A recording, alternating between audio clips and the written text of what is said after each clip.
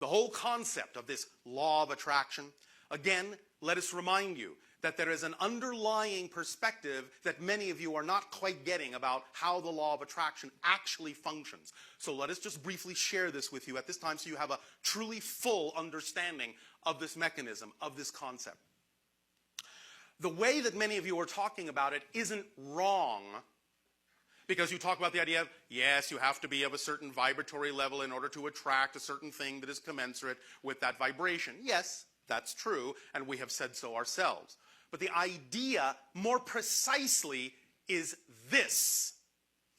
You are already a signature vibration. It's who you are. It's your identity. You give that vibration off, the vibration of your true self, all the time. You can't help yourself. You just leak it and radiate it outward all the time. That's who you are. You're giving that frequency, that signature frequency, off constantly. All the things that are representative of that frequency are doing their best to get to you, to manifest for you. If they don't, it's not because you're not attracting them, it's because you're keeping them away. That's the difference. And all the things that are not compatible with your vibration, in that sense, they are doing their best to attempt to get away from you, as far away from you as they possibly can. If they are not leaving your reality, it's not because that you are, in that sense, doing something wrong, per se. It's just that you're not letting them go. So the idea is not so much that you have to learn to attract. The idea is that you simply have to let go of the things that are attempting to get away from you and just let in the things that are attempting to get to you.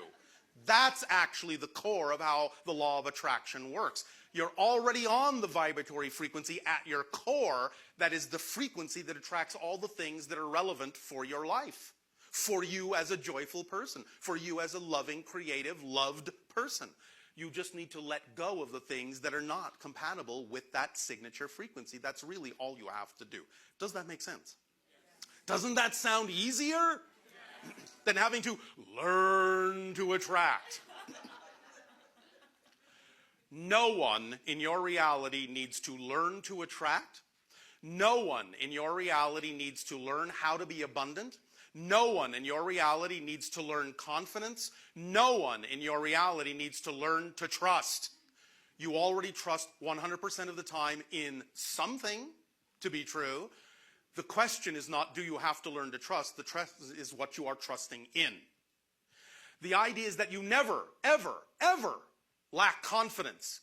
And you never, ever, ever lack abundance. It's that you can have confidence in lack and an abundance of lack.